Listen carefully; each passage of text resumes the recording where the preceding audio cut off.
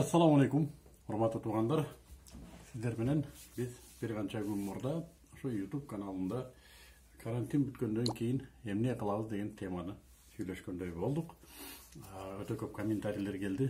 Аллах ыраазы болсун. Биздин сурообузга негизинен дээрлик бардыгы позитив жооп беришти. Жана билесиңерби, менде бир ансыз деле Кудайга шүгүр үмүтүм зор, жашоодон, келечектен дагы бир үмүтүмө канат. Ошо элдер Кудайга шүгүр карантинден жакшылык менен чыгууну үмүт кылат экен деп мындай бир менде да үмүт андан ары жанды десем болот. Буга чоң рахмат. Комментарийлериңиздерге чоң рахмат. Жакшы жылуу сөзүңүздөр үчүн аябай чоң рахмат. Жана мени кубандырган нерсе ушу арабызда үмүтү бар, жашоого пландары бар адамдар бар экен. Жана Кудай буйрса, Аллах насип этсе, аларга Аллах субханаху ва таала ийгилигин кечиктирбейт деп ишенем. Ушул теманы улай эле мен ишкерлер жөнүндө айткым келет. Караңыздар, могу кырдаал, карантин кырдаалы бизге көп нерселерди ачты, көп нерселерди бизге көрсөтүп берди деп атпайбызбы? Ошонун ичинде биздин ишкерлерибиздин да акыбалын бизге көрсөтүп берди. Чындап айтканда, ишкерлерибиз, ишкерлик менен алек болгон адамдар бул айлыкта эмес, өзүнүн чакан дүкөнү барбы, өзүнүн бир контейнери барбы, же бир орду барбы базарда, ошо ишкер адам, өзүн өзү баккан адам, бардыгыбыз алсыз экенбиз. Кандайдыр бир болор болбос кырдаалда да үйдө отуруп калууга туура келди го. Мына ушунда биздин чогулткан акчабыздын, биздин мындай акча түшө турган агымыбыздын алсыздыгын көрсөтүп койду. Бардыгыбыз кабатыр болдук ушундан. Акча түгөнсө эмне кылабыз? Акча түгөнсө эмне кылабыз? Себеби ишкерлердин көбү мамлекеттен же башка бирөөдөн мындай жардам күтпөгөн адамдар, тетирсинче салыктарын төлөп, кайрымдуулук менен элге жардам берейин деген адамдар көп бул ишкерлер чындыгында. Жана булар эмнеден кабатыр болду? Акчам түгөнсө эмне кылам деди.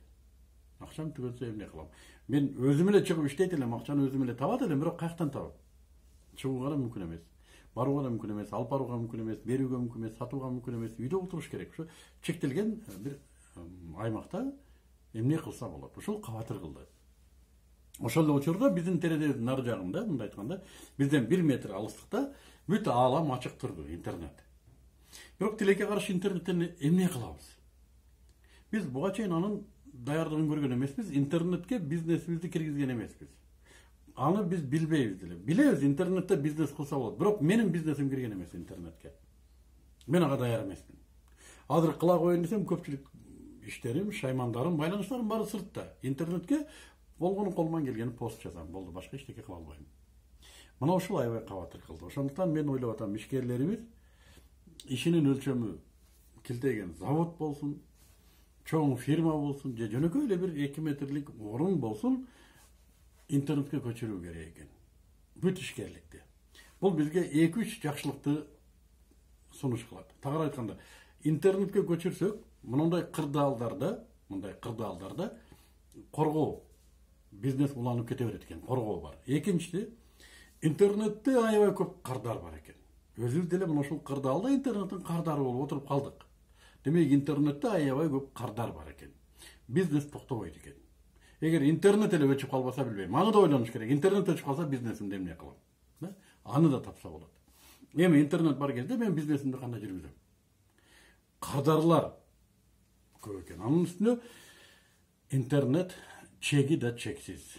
Ошол эле биз сатып аткан күрүчтү Мексикага сатсак болот, Түндүк Муз океанына сатсак болот, Баткендин өрүгүн Африкага сатсак болот, Японияга сатсак болот. То есть интернетке кирген адамга интернеттин чеги жок. Болгону тилди билсең болду. Азыр тил деле маселе эмес болуп калды интернетте.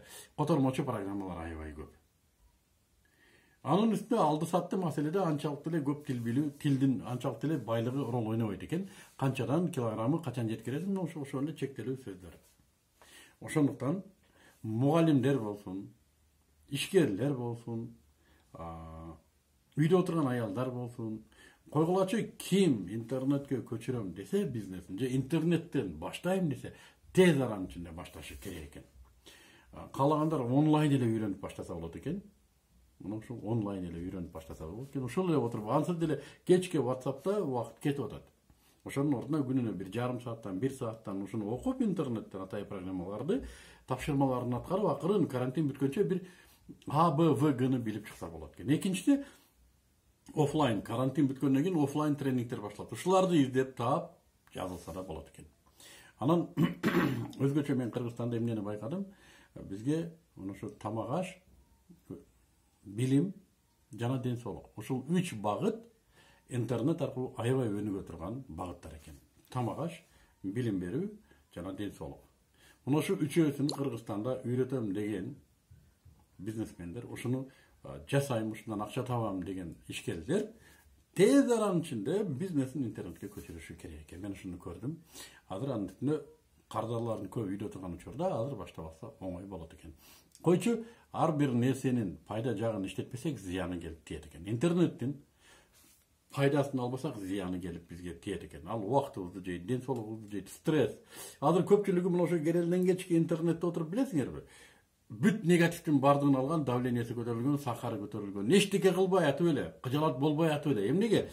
Кыжалат болуу бул сезим, а бирок аң сезимдин түпкүрүчү. Анын кыжалаттыгы такыр башка.